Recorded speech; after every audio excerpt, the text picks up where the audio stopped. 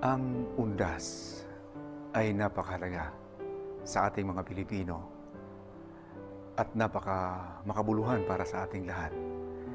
Hindi lamang dahil ito ay isang bahagi na ng ating kultura, isa nating tradisyon, kung hindi ito ay talagang nasesentro sa ating paniniwalang Kristiyano.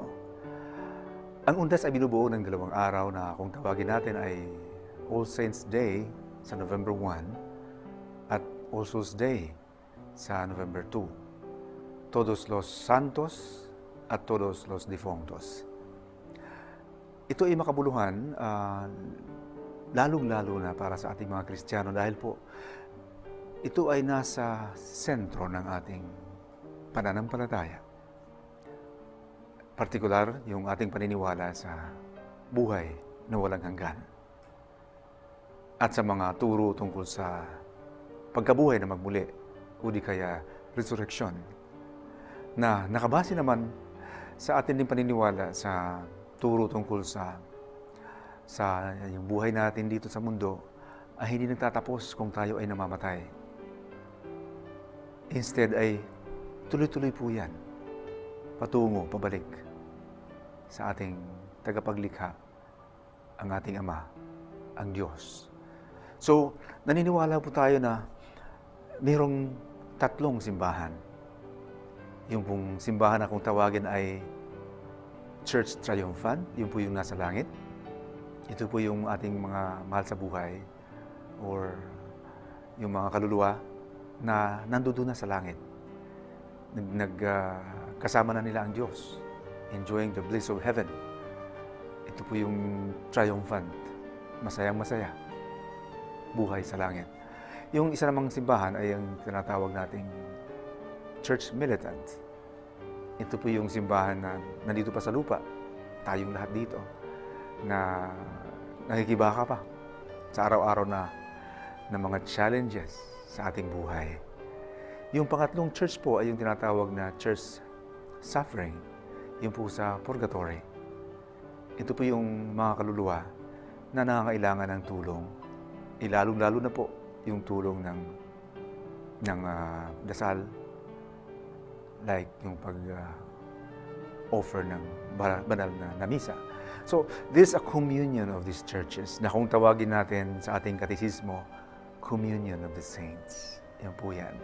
Kaya po, sa Todos los Santos, sa November 1, ang ating pong sineselebrate ay yung pong mga kaluluwa na nasa langit. It's a feast. Piyesta po yan ng mga kaluluwa sa langit. At sila po ay tumutulong talaga sa atin dito sa ating Church Militant. Magkaisa po yung mga simbahan po na ito, communing or in communion with one another. Doon naman po sa November 2, yun, tumutulong pa tayo sa ating mga kaluluwa, mga mahal sa buhay, na nandun pa sa purgatory, suffering and purgatory for some time, for a time, hanggat sila ay sa kalooban ng Diyos ay makarating sa kanyang kaharian sa langit. Kaya nga po, hindi lang mahalaga at ito ay makabuluhan para sa ating, lalong-lalo na po sa ating mga Pilipino. Kaya po, dito po sa atin, sa Pilipinas, lalong-lalo na po, pupunta tayo sa mga sementeryo upang ipagdiwang itong kaarawan na ito, kaarawan ng mga santo o mga santos, kaarawan ng mga kaluluwa. So pupunta tayo sa mga sementeryo at tayo po ay talagang inaanyayahan na gawin natin makabuluhan to. Gawin natin yung nararapat at itabi natin yung mga hindi nararapat na mga gawain sa mga sementeryo. The best, ang nararapat talagang gawain sa sementeryo ay yung magdasal. Binibisita po natin ang ating mga mahal sa buhay at ipagdarasal po natin, lalong-lalo na po yung napakahalagang dasal, yung pag-aalay po ng banal na misa. Ngayon naman po, kami po dito sa media office ng Catholic Bishops' Conference of the Philippines ay magmula pong nakaraang taon, 2011, nagtayo po kami ng munting website upang mabigyan ng pagkakataon yung ating mga kapatid sa ibang bansa, lalong-lalo na po yung ating mga OFWs At especially yung mga seafarers, yung pong mga Pinoy na nasa mga barko na naglalayag po. So, pwede kayo makiisa sa atin. Let's celebrate the feast of Undas, All Saints Day and All Souls Day. Sa pamamagitan po ng pagbukas nitong website na ito, dito makikita nyo may mga features po dito. Pwede po kayong magdasal sa mga kaluluwa, sumali sa mga liturgical celebration dito po sa website na ito. At pag-aralan din po yung mga resources. Matututunan po natin anong kabuluhan ng undas sa ating buhay at sa ating simbahan. And then, pwede tayong magdasal. Meron tayong virtual na cemetery na gagawin. Nandito po sa website na to. Para baka kayong nag-visit sa isang sementeryo, kahit nasa barko kayo, nasa ibang bansa, sa pamagitan po ng virtually, bubuksan po itong website na ito.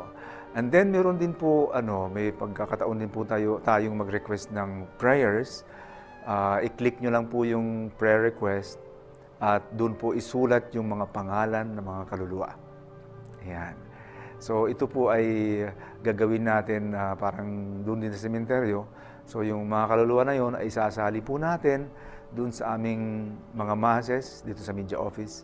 Magmula po sa November 1 hanggang po sa November 9. So yung mag-i-email po sa amin o ipapadala po doon sa submission, doon sa website. Pag clinic mo yon, pag clinic nyo yung window po na may submission, isulat po doon yung mga pangalan ng mga kaluluwa at ipadala po sa amin. Isasali po namin to. Kasama po ito sa aming mga intentions, doon po sa aming masses, dito po sa aming opisina, sa aming chapel. And then, of course, kung gusto niyong tumulong din sa aming apostolate, pwede din po kayo mag-donate. Mayroon din po yan donation button. I-click lang po yan. You can do it through yung paraan na nakalagay din po doon. Matutuwa din po tayo para tuloy-tuloy yung ating apostolate upang matulungan tayong lahat may palaganap ang ating mga katuruan ng Katolikong simbahan. Maraming salamat po.